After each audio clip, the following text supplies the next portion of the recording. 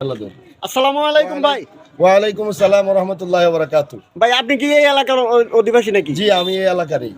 আপনার এই কিশোরগঞ্জ সদর জি। এক আসনে আমাদের এই যে 11 দলীয় জোট থেকে ইসলামী দলকে এই নির্বাচন করার জন্য এই জামাত ইসলামের পক্ষ থেকে মাঠ ছেড়ে দেওয়া হয়েছে। এই হিসাবে এখানে আমরা দেখতে পাচ্ছি যে ইসলামী দুইটা দল নির্বাচন করতেছে। এই বিষয়ে আপনার অনুভূতি কি? যে আমার অনুভূতি হচ্ছে কিশোরগঞ্জ এক আসনে দুইজন প্রার্থী ইসলামী দলের। এই দুইজন প্রার্থী তো আসলে ইনসাফের জন্য, ইনসাফি রাষ্ট্র কায়েম করার জন্য এদের লড়াই। তো এই লড়াইয়ের মধ্যে দুইজন কি করে ইনসাফের রাষ্ট্র কায়েম করবে বা কিশোরগঞ্জটাকে ইনসাফ ভিত্তিক ভাবে পরিচালনা করবে, দুইজন কি করে? এরা তো ফাঁস করতে পারবে না, নির্বাচিত হতে পারবে না একদম সুনিশ্চিত যদি দুইজন নির্বাচন করে।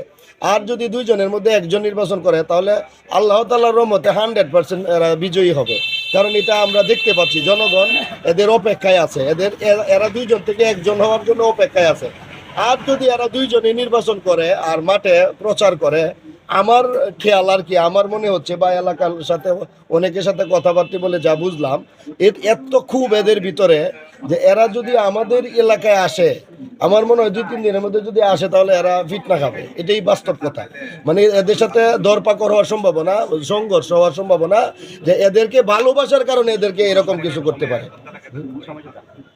এবং এরা যদি সমঝোতায় আসে এদেরকে ফুলের মালা দিয়ে গ্রহণ করবে এবং জান প্রাণ দিয়ে কাজ করবে। কারণ এরা তো ইসলামিক দলের লোক, এদের অর্থনৈতিকভাবে খরচ করার কোনো যুক্তিকতাই নাই। প্রত্যেকটা ভোটার তার নিজের পকেট থেকে টাকা খরচ করবে, কারণ এরকমভাবেই এদেরকে ভালোবাসে। এটা তো বিএনপি না, আওয়ামী লীগ না, জাতীয় পার্টি না, টাকা খাওয়ার জন্য প্রস্তুত থাকবে না। এরা সর্বদাই প্রস্তুত থাকবে অন্যদেরকে নিজের থেকে পকেট থেকে খরচ করার জন্য। আর যদি এরা সমঝোতায় না আসে, এটা আমি 100% সত্য কথা বললাম, দেখেন যদি বিশ্বাস না হয় চ্যালেঞ্জ করলাম, এরা ফিটনা খাবে যে কোনো জায়গায় যদি সমঝোতায় না আসে, এটা আমি গ্যারেন্টি দিলাম। তাহলে আপনার ধারণা কি এরা যদি সমঝোতায় আসে তাহলে আশা করা যায় কি ওনারা এই নির্বাচিত হতে পারবে? 100% ইনশাল্লাহ। কারণ কিশোরগঞ্জ স্বাধীন হবে। এই 71-এর পরের থেকে আজকে ইদানিং যে নির্বাচনে, এই নির্বাচনে কিশোরগঞ্জ স্বাধীন হবে। এই নির্বাচনে আলেমদের মধ্যে একজন নির্বাচিত হবে, কিশোরগঞ্জ স্বাধীন হয়ে যাবে। কারণ এই পর্যন্ত তো আমরা দেখতেই পাচ্ছি দুর্নীতির অভাব নাই, প্রত্যেকটা সেক্টরে দুর্নীতি, প্রত্যেকটা স্টেনে দুর্নীতি। এই দুর্নীতিগুলি মুক্ত করতে গেলে বাংলাদেশ পরের কথা, আগে কিশোরগঞ্জের কথা বলি।